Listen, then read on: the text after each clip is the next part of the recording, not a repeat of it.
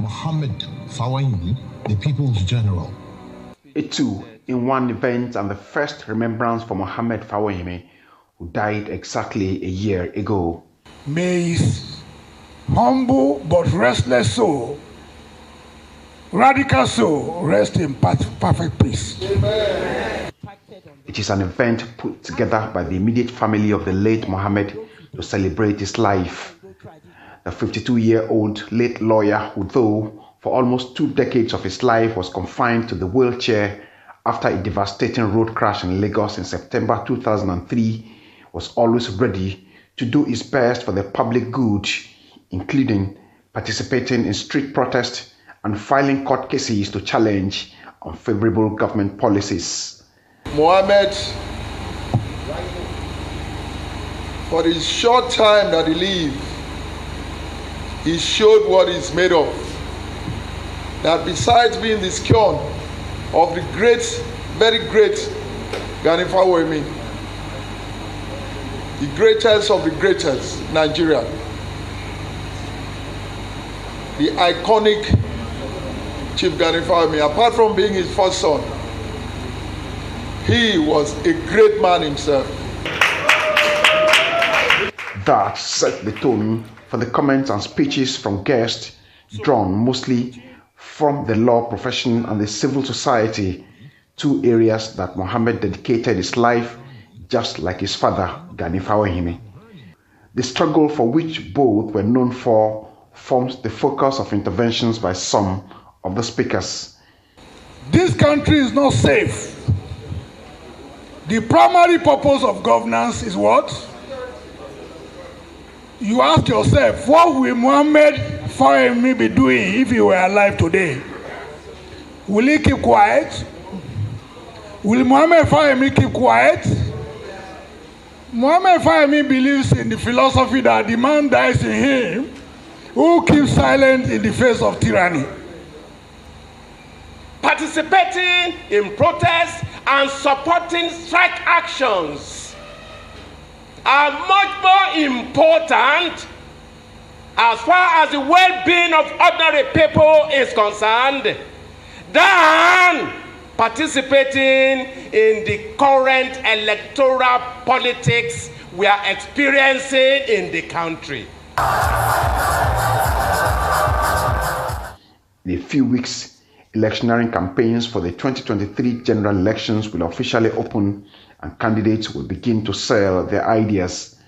As the nation prepares for that, there are serious issues that some guests here want to be appropriately addressed if the 2023 exercise is to produce the best of results. For those of you who are obedient, you must challenge your party to address the problems confronting our people.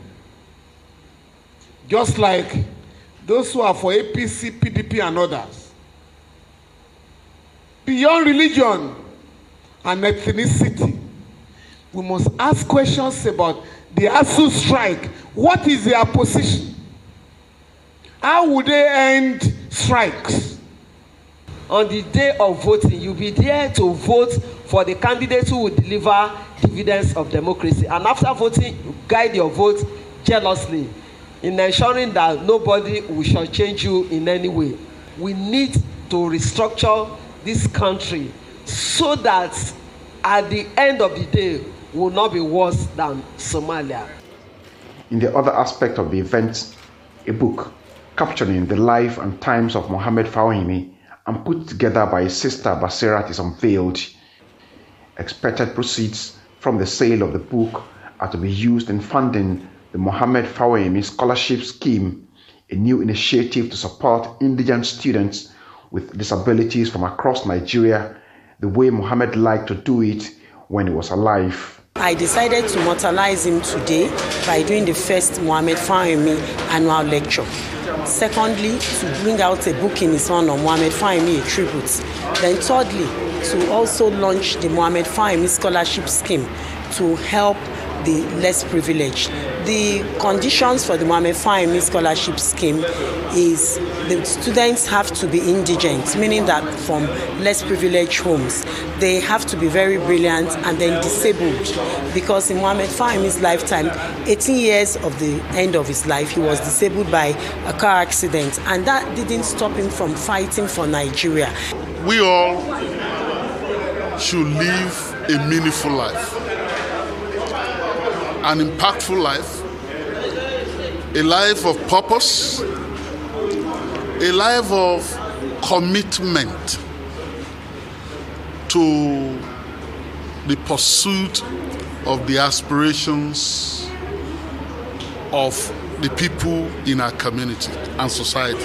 What it stood for still continues to resonate, and given the representation here that people haven't forgotten Mohammed, and the ideals cannot be forgotten, because the challenges that he was born into, given what the father was doing when he was born into challenges, and the challenges he was born into, these issues remain stubborn. And those are the issues that people like us are taking at the level of running for president for. He left this world standing up. Though for years he was wheelchair bound, ramrod, his wheels stood indomitably unbound. A special poem rendition for the departed. Most people in the hall here agree that the late rights campaigner will be happier at the great beyond if the 2023 and subsequent elections are free and fair, and the rule of law as well as fundamental rights of Nigerians upheld at all times. Tokumbo Oyetunji, Arise News, Lagos.